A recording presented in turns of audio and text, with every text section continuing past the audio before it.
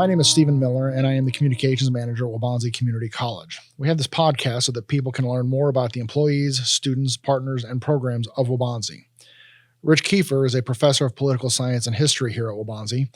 He and I sat down and talked about political science as a discipline, what it is, what it's like to study it, and what's involved in politics today, and a bit about impeachment. We hope you enjoy the conversation. Today, we're sitting down talking to Rich Kiefer. He's a professor of political science and history here at Waubonsee Community College. And political things is always an interesting topic, and probably particularly so now with the recent political events that we're probably all familiar with in the news. Rich, why don't you introduce yourself and tell us a little about yourself and your history here at the college? Thank you, Stephen. So again, my name is Rich Kiefer. My title here is Professor of Political Science and History. I've been the college's full-time political science professor since 2000. I came on. Almost every semester I've been here, there's always been something exciting to talk about in the political field. So my first semester here was the Gore-Bush 2000 election and kind of the fiasco that unfolded in Florida and the recount. And that just happened to coincide with my first semester. So that was kind of an exciting time to be teaching political science. Almost every semester I teach, I tell my students that, try to be aware of what's going on around you, because there's always something interesting going on. And I think, especially in this day and age, we have some very extraordinary events taking place that don't normally occur.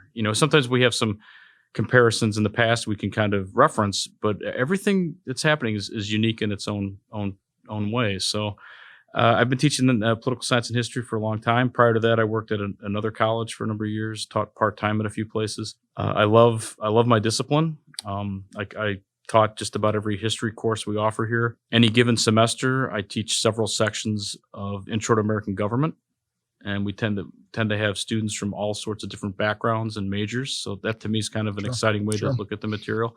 And then I teach a few upper level political science offerings. So this semester, spring of 2020, I have comparative politics, which we look at how other governments are set up. And then I also have state and local government, which is how the state government piece kind of interacts with the federal government and their role. Sure. So you very, very broad variety of things. Interesting. You mentioned you started here in 2000. You obviously had Bush Gore and that election. Then I guess the next year you had 9/11 and just the ongoing sequence of events. It really is. And and a lot of these things kind of flow from each other. You look at like who won in 2000, eventually became president, really affects the direction foreign policy might take. You look at the direction the country pivoted after 9/11 and events that followed. We're directly related to that. We're still in Afghanistan. It's the nation's longest continuous conflict. It's going on almost its 21st year there. So yeah, that affected indirectly. That's how we end up getting involved in Iraq the first time in 2003 with the invasion. So yeah, I mean, there's always something going on. Sure. And obviously every 2 years there's a new election cycle, whether state government or midterm elections or presidential. So we're going to probably talk about a variety of things here today. But let's start with the big thing. I mean, we are recording this in early February. And so whenever anybody listens to this, the fact is that an impeachment proceeding has just ended. So talk about that. I'm particularly interested in kind of how that impacts your discussions in your classrooms. Sure. So however you want to get there broad, but how does the impeachment proceedings, this historic thing that has happened, just 3 times, I guess, against the presidency? Yes. So typically this topic comes up in my class. It's part of my curriculum anyway, any given semester. And when we look at like federalism and checks on power and how the executive branch and legislative branches interact, those are themes we talk about in my classes every semester. And you're correct. With presidential impeachments, there's only been 3 that have actually played out now. A lot of our students that I have in my day classes face to face are 18 to 24 years old. So the Clinton impeachment may be fresh in our minds, but it was, you're looking at 1998 and 99, it plays out. So you're looking at 21 years. When you talk about that as a point of reference, they know who Clinton is, but a lot of times they think of him as, that's Hillary's husband. You realize that they don't have a firsthand reference point with that. you go before that and you got to go to 1868 with Johnson. And then that becomes this historical reference in a book. So this semester, I noticed a lot of my students started to ask more questions about it. And, even people asking blatantly, do you think the current president will get impeached? Because you heard discussions of this. Sure, I mean, sure. I just listened right before this interview. I was listening to the president gave a kind of a briefing in the White House where he basically explained how he thought this whole thing was a hoax and that it was a horrible travesty. He actually, I'm kind of paraphrasing him, but he said, they were out to get me from day one. And there were people in the Democratic Sure. Party in opposition to him that would like to see him stumble and be removed from office. But as far as an actual process, it never went anywhere until last fall. Mhm. Really after September is when this really kicked in quickly. I always in class explain the process. What's the role of the House? What's the role of the Senate? What's the repercussions if found guilty? And we talk about things like what could be a potential impeachable offense and how do we define high crimes and misdemeanors. But last fall, we started having people ask almost daily, well, what's going on and what is this? So almost every day we were spending some time on current events, Sure. just touching base with, well, this is where the status is. And last fall, they actually moved to the point of an inquiry, and then they did a vote for a formal inquiry, and then they eventually did a formal impeachment vote. So when we left at the break, it was literally like finals week. They had taken before this the holiday vote. break, yeah. They impeached the president, and that's another aspect of this process that you have to explain to people who won't really follow it. That when you say impeachment, it's a process, but there's different steps. So when you say has someone been impeached, a lot of people go immediately to, oh, they're going to be removed from office, and you have to explain no. When you've been impeached, you've formally been charged by the House with an article of impeachment, and then you have this trial that takes place in the Senate, and trials kind of a different definition over there in the Senate, but ultimately they have to convict them. And the only penalty that the Constitution affords for impeachment conviction is removal from office. And in the past, the other guideline they caveat they put on that is you're banned from pursuing future government office. So last semester this actually played out. Mhm. And I think we talked a little bit maybe before the start of the term, and we said, well, this will play out. The trial is going to play out in February. Yeah. And we were wondering how that's going to affect things. Sure. Well, it's wrapped up. Here we Yeah. are 2 weeks into the term, and it's been resolved. Sure.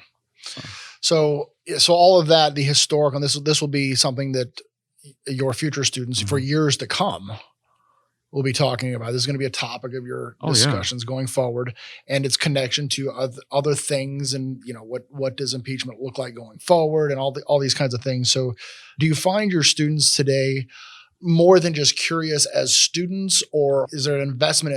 Are they asking questions in class more than just to stay current in the news, or to understand the larger historical context? This particular area, we're in the midst of a 2020 presidential election. House is up, third of the Senate. Regardless, every time we're in this mix, and we saw in the midterms in 2018, I think another spike in kind of student interest. So students are more engaged, I think, in the process. Sure. They know an Sure. election's coming up. They're wondering who the candidates are going to be. Mhm. They hear this stuff. Some of them, I think, are still a little tentative to kind of express their own political views Sure. in class Sure. overtly, but you can tell they're following it.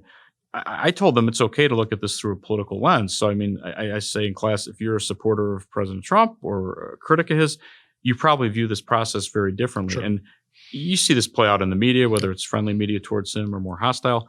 These are all themes that we tie into the course. So I think it becomes real to them. Sure. In a lot of ways, this is almost too soon to kind of digest what the ramifications might be. Yeah, I'm not a political No. science person. I'm more of a media guy. Sure. And so I too have listened to this. And anybody coming to my office knows that I'm going to have the news on Sure. in my office because I'm consuming this just as an observer. And I have a daughter who's in an AP US history class in high school right now. And so, she's studying this kind of stuff at that level. And so we talk about this, and it is interesting to see and hear people's take on it, and then understand the lens through which they're viewing it, and understand that it's okay to have that lens. I love what you said. You tell the students it's okay to view this through that lens, as long as we understand that everybody has a lens and a filter. Sure. Oh, sure. filter Well, through and which this, they do it. and this firsthand when you talk about like the Clinton impeachment, it's similar too. Sure. There was a little bit of a break with the ranks, but ultimately when the Senate voted on that didn't break party lines. Sure. Yeah. And I remember firsthand that if you were a supporter of Clinton, and his popularity ratings were actually fairly high at the time of his impeachment, over 60%, I believe. And a lot of Democrats felt that this wasn't justified. A lot of Republicans felt, hey, this conduct is unacceptable, and really any misconduct should be a potential impeachable offense. And it's funny, you're seeing a lot of, and both sides did this in the trial. You had the president's attorneys running clips of Democrats from the past talking from 21 years ago. You had the Democrats running clips of Republican senators, how they talked. And even the participants that are here now looked at those circumstances very differently. This is going to be decided for a long time. I heard a lot of people say, hey, have we lowered the bar for impeachments? Are we going to have more of these coming? And this was the same argument in 1998, 1999. This was when they talked about, a lot of it, in retrospect, people review this differently, but with Nixon, remember Nixon, the process had started in the House. The full House never got to vote on the articles of impeachment, and he resigned. And, most people acknowledge that the writing was on the wall. The Republican Party started to break with him, and it looked like the numbers were there. So he resigns before it went any further. Some people say maybe he should have stayed and fought it. Clinton, I think the same reason he never contemplated leaving was because his approval ratings were high, and he knew and the numbers weren't there. They weren't going to get the 67 votes. Well, this is what happened in 1868. There were people saying, hey, we're 80 plus years into a new government. There'd been talk about impeachment before, but it never made it to this point for a president. And they said, we've just lowered the bar. We're going to have impeachments all that. We're going to have this hostile legislature that's going to run out a president they don't like. And it hasn't happened yet. But I think you can make a case in every instance, maybe without Nixon as an outlier. Politics definitely played a role in the whole process. So okay. So with that in the, that part of the conversation and context, what is this thing we call political science, and what is it? What is it not? And what is the importance and value? Because you mentioned we have these elections every 2 years. I mean, there's, we're coming up on local elections here in the next few weeks. So these things happen pretty consistently. So what is the importance of a person, young person, old person, studying this as a discipline or just being interested in it? Sure. Well, both those are, we'll take both those in the classroom, just general interest and then the serious political scientist. But political science as a discipline, essentially what we try to do, and this is my take on it, essentially what we try to do is use the scientific method to explain phenomena. And the phenomena we study is political behavior, political outcomes. And again, this is more my personal opinion on this, my view. I think political science does a really strong job of explaining past phenomena. We can go back and look at past events and try to dissect them and come up with theories that might explain that behavior or the outcomes. It doesn't always automatically translate to a predictive model, though. So we could try to explain the 96 election or the 84 election, maybe the 16 election, but it doesn't always guarantee that we're going to have a model that explains 2020 or 2024.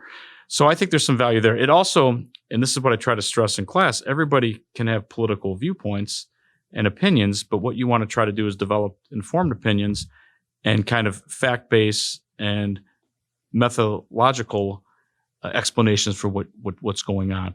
So you can say, I like this candidate or that candidate, but if you want to look at like phenomena of why does this party surge here or decline here, you want to delve a little bit deeper. I can remember when I was even a student in my graduate program, there's a discussion of what's the difference between political punditry, which you see a lot of on TV and the media, and actual hard political science, which is research-based and with regression models, and it's kind of math-heavy in some instances.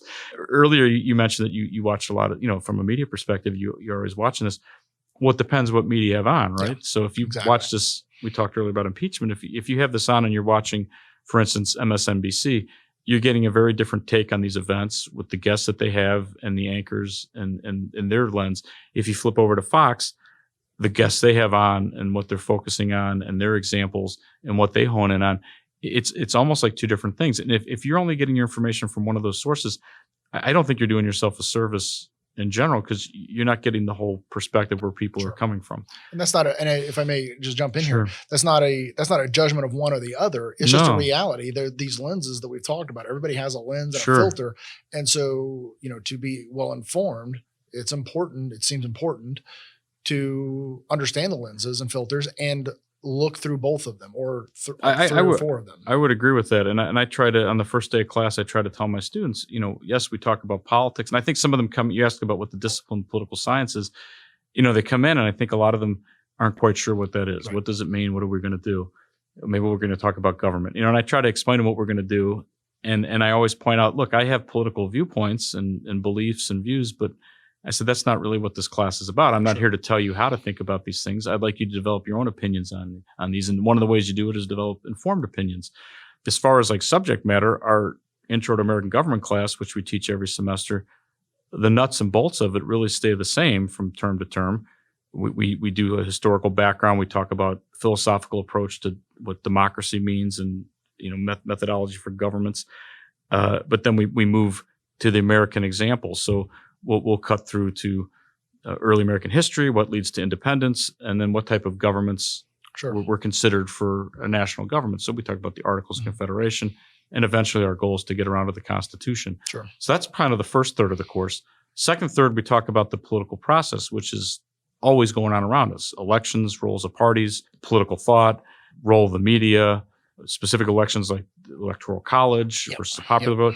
And then the last part we look at is the institutions, which most people think they're more familiar with, but how has the office of the presidency changed over time? What was the intent of Congress? How has that changed? Evolution of the courts, the bureaucracy. To me, that 16-week session, we tend to go over this, flies by under doesn't seem kind of like big enough time. No, and there's just 3 big themes we look at, and I never get tired of teaching it because each semester we have real world examples that have changed. We have new ones to look at. Sure. Other classes that I might teach, we have very specific focuses. So international relations, we're looking primarily how nation states interact, the international system, and then case studies of international affairs. Sure. So that's a little more straightforward. People go, oh, I think I get what we're going to do there. Yeah. But people coming into American government, I think sometimes they think, are we just going to have a Constitution test? I'm like, well, no, that's not the only thing we're going to look at. Sure. Interesting. Who is it that said all politics are local? Sure. So talk us through like from the big events we've talked about, the impeachments and elections, national elections, to the impact on state, and then even down to local elections, because these things happen all the time. Well, probably the immediate, I think the ripple effect, and we're kind of seeing this already, is, and I think this maybe shaped how people voted in the Senate and maybe even the House, depending on party lines, is if they think they're in a vulnerable district or not. So you're hearing a lot of talk about, did Senate votes, whether it's Democrat or Republican, was it shaped by how it might play with their voter base back home? To be honest, most senators are kind of in safe districts. Their states are pretty safe. There's a few in play. If you follow the news, they made a lot of noise about like Doug Jones down at the Democrat down in Alabama, and they said, well, he may be, it's a conservative area, would he maybe support Trump? Well, he ended up not doing that. Susan Collins up in May, she's considered vulnerable. She's a Republican, and maybe they thought would she maybe buck with her party and maybe go with the Democrat, and she ultimately didn't. Sure. But you do see that how that might play, and we don't know though, because one of the things I like about this is come November we will see, was it a factor or not, and I think you're going to see ads and their voting and all this will come up. House is a little different. Out of the 435 House races, again, you could argue about 400 of them are safe Republican or Democratic majority districts, but you do have about 40 that might be considered in play. And that's enough to tip which party is going to be in the majority. So I've already seen some ads locally targeting how people may have voted on the impeachment vote in the House. So yeah, it's going to be an issue in November. And I think certainly nationally, it'll be a backdrop. We've never had a president run for a second term, run for re-election while under the cloud of impeachment. Clinton was in his second term, and because of term limits, he was already kind of labeled a lame duck. In the case of Johnson, he didn't receive either party's nomination. So in 1868, he wasn't going to be running for re-election. But this is unique. Yeah, and it's going to be interesting. And then so if I can overlay that with with another question, which seems to be connected. You're talking about representative things. So this is a census year. Sure. There's a lot of talk in different places about the census and the impact that has, because it can impact the number of seats in the House of Representatives that a particular jurisdiction gets. So talk about the role of census in this. That's an excellent question, because the census only comes up every 10 years. In the Constitution, it says the census will be conducted. And you're exactly right. The immediate ripple effect is it determines your congressional value of the states, how many members you get for your state, and it's all based on population. The other ripple effect is it determines your state's value in the electoral college for the president. So that's directly linked as well. Illinois, we've had a lot of people leaving. We're one of the states. In fact, by most estimates, we've lost the most people again this last year as compared to the 50. Now keep in mind, we are one of the top tier, top 5, top 6 states in terms of population to begin with. But when people leave like that, the last several censuses that have taken place, we've actually lost congressional districts. So we're predicting, regardless of the outcome of this 2020 census, we may lose anywhere from 1 to 2 congressional districts, which is huge. So one, it affects your representation in the House and the federal government. It also, you have to end up redistricting it. So someone's going to get squeezed out at the state level. It also affects reapportionment of federal dollars. So when you lose individuals, it's going to affect the amount of money that flows back from the federal government. And those dollars are, you just expand on that point, if I may, those dollars are used for, I'm asking the question here, roads. It could be any number of things. They always talk about reapportionment dollars. So it could be a program through the Department of Education. It could be through the department, through the transportation bill. It could be any form of infrastructure. It could just be, spending on, if you look at some states that have like a military base or something, if you talk about changing it or closing it, if you have more representation in the House, you can say, hey, don't do it in our state. When you look at leadership positions and committee assignments, the larger your kind of state caucuses, the more likely is you might get into one of those positions besides seniority. So it's going to have a profound effect. It's been over 100 years, but we've capped that number at 435. Every 10 years, those 435 House districts get reallocated. If Illinois loses 1 or 2, that also means another state's going to pick it up. And it's changed things. So Texas is growing at one of the fastest clips. Florida has grown over the last few years. Colorado's in growth mode.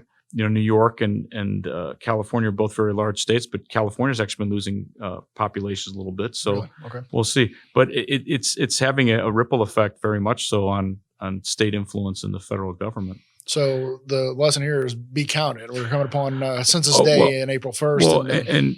And that's a big deal that, you've probably seen some ads where they're trying to, get census volunteers, and local communities have actually put some interest because it also affects the ripple effect on population is at the state level, it might affect state apportionment dollars. So if you think your village or town has grown, your municipality, that also affects how state allocates funds.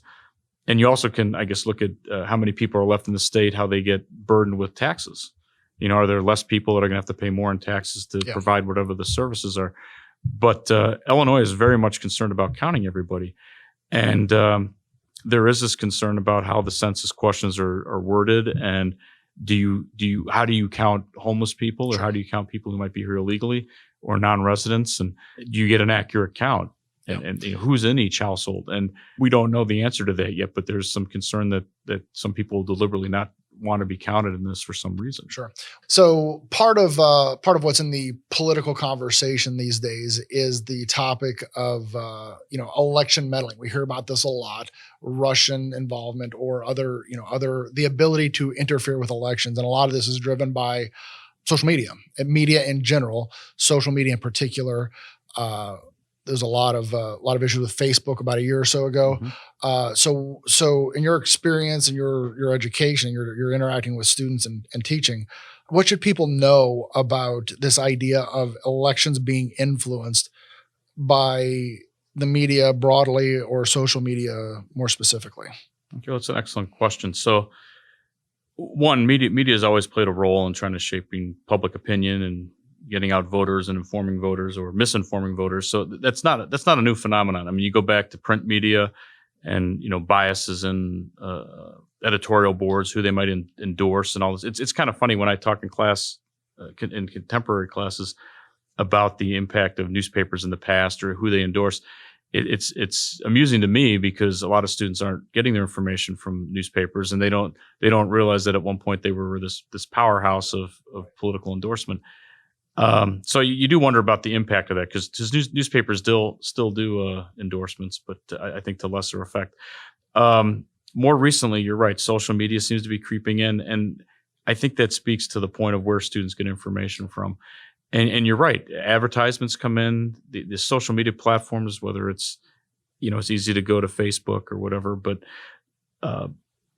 there's a bias there, and they're using it to make money. It's not a public service. They're making money off this, and they actually are tracking you for other reasons to target you for other marketing. But if the information is false out there, or if it's deliberately manipulated by bots or someone pretending to be a person and they're not, and it repeats falsehoods in a convincing way, it has real ramifications. And it's hard to figure out how much of a ramification there is on this. I'm more concerned more recently, and you're probably familiar with the term deep fake, where you have videos now that it doesn't take a high level of software or expensive effort to do this, and you make it look like someone's actually, it's their words, their video, it's been manipulated to say different things or show different things.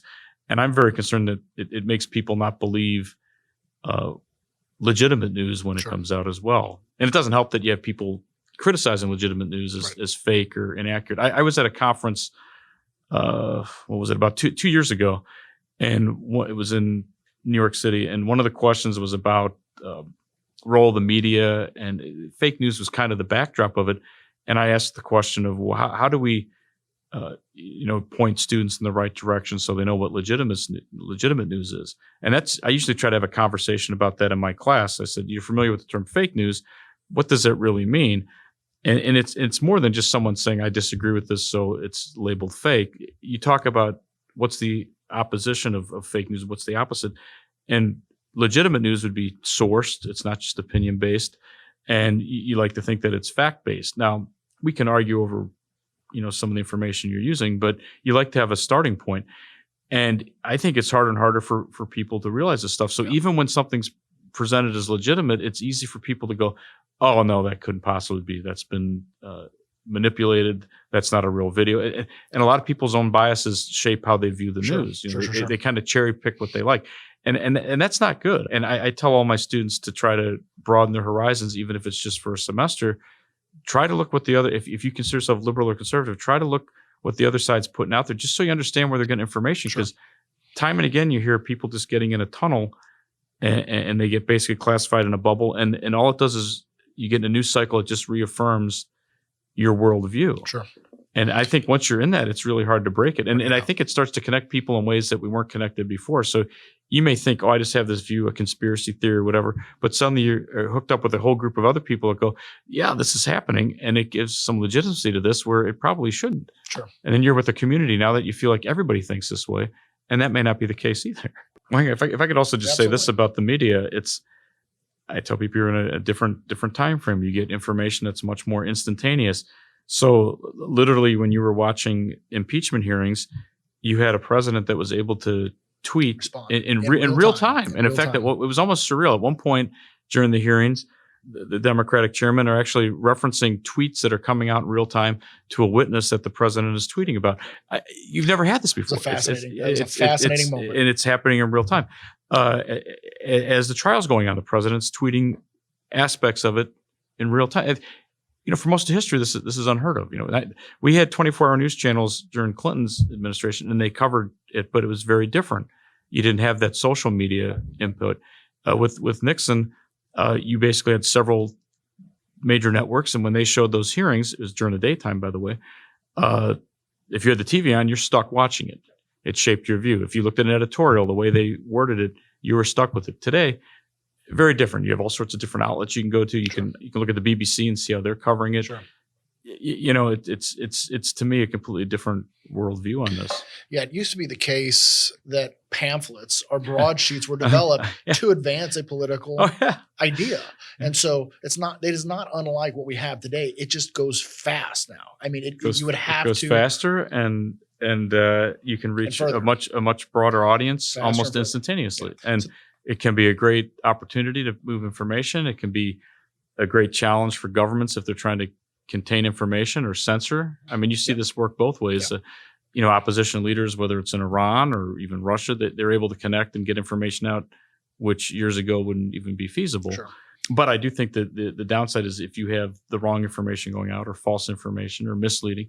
And again, don't kid yourself. There's been misleading information in pamphlets and other things for years too. So this is just the kind of the newest, latest iteration of that. It just happens so fast now as you said, in real time, and goes around the world instantly. Well, I looked on, and the State of the Union was on Tuesday night, and even that night, you started seeing social media jump on it, and you had a couple images that a lot of people jumped on. So whether it was the perceived snub of a handshake between Trump and Pelosi, the Speaker of the House, or later on when Pelosi is ripping up the speech, that went viral instantly. So you got people commenting on it, retweeting it, sharing it, and it happens so rapidly. It's it takes on a life of its own.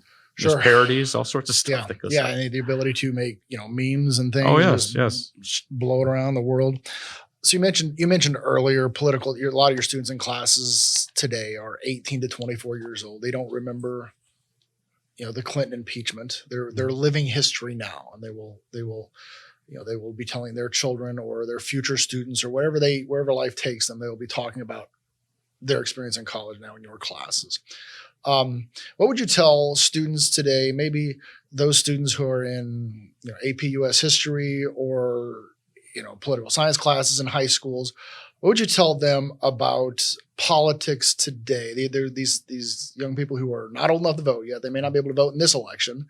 What should they be thinking about and paying attention to as they begin forming their own political ideology and entering this world of politics? A couple ways you could approach that, but a lot of people they're still establishing their worldview. They're doing this, and I always tell people, like, whether you're aware of it or not, you actually are living through history, and you don't really have a choice. And I say you don't have a choice. Right. This is the world you live in. Stuff's happening, and you may not always understand the historical context of it till after the fact. Right. And I tell people all the time, like Clinton impeachment. I said people were living through that, but you still have to go to work. You still have to go to your job, classroom, whatever. You have other things going on, raising your family, and it's like any other point in history. Whether World War II, Great Depression, whatever, American Revolution, Civil War, people live through these moments. And I said, it's a lot of times it's not till after the fact when you look back, you go, oh. And I tell people, like, you're living through these moments now. So another phenomenon that's happened, which doesn't typically happen in presidential elections, is where the winner of the electoral vote loses the popular vote. Yep. Doesn't happen very often. It can happen. It has happened. I tell people, if you've been alive for a certain amount of years, it's happened a couple times in your life. So 2016 and also 2000. But before that, you got to go back to 1888. So it doesn't happen very often. But people living through that moment, you view it a certain way.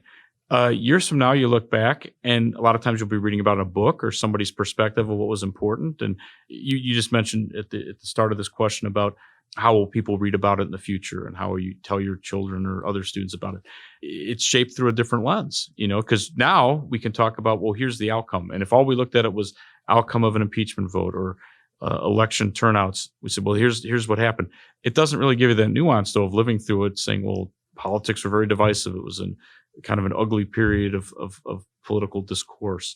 But when you live through it, you sometimes pick up on some of that. Sure. So, given that we've talked about it a couple of times here, elections happen pretty frequently. We've got local elections coming up here in the next few weeks, and then, of course, the national elections in November. How can someone prepare themselves and make sure that they're informed to make a vote? Well, my short answer would be take a class with me, but fair. Apple Bonds at Community College. I'm thinking about signing up myself. That would be great. We always have room for one more. The reality is where students get information from. And I always tell them, make your best effort to be informed, but they're getting it mostly online. And certainly there's more reliable sources than others. One source that comes to mind, and a lot of it's kind of maybe almost fun or entertainment based, but there are some ones that kind of can help people narrow down if they really are like undecided. One that comes to mind is that, I side with. And it's a website that'll ask you questions like on social and economic issues, Sure. And it'll tell you like and some of it's not real sophisticated, but some of it it'll say, well, this is the candidate that's really most in line with what you think. And that can be eye-opening because Sure. people sometimes gravitate towards people on one or two issues, or they gravitate maybe on charisma or whatever, and they may not realize really what the policy issues Sure. are, their official stances. So that's kind of useful. I tell people to, obviously look at candidate websites to see really what they are. Almost all the candidates that are running have election sites, and they have policy positions. We'll say there's their platform on all these different things, and you should look at it because you don't always know. I think it's a lot to ask people to watch all these debates, but there's debates, and in the fall there'll be maybe the major candidates will debate.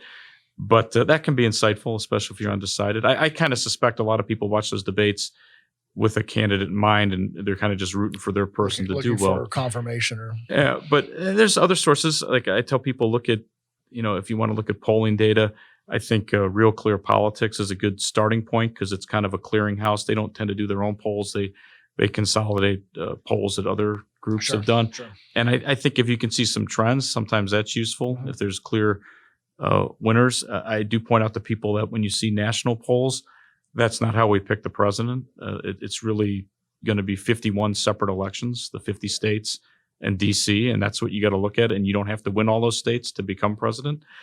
And I think it can provide some insight there as well. But I always tell people try to expand the information that's given to you. So step outside your comfort zone, and I think that helps people sometimes with trying to gain information. what would you tell someone looking to get involved in the political process? Maybe not to study political science, but more than voting.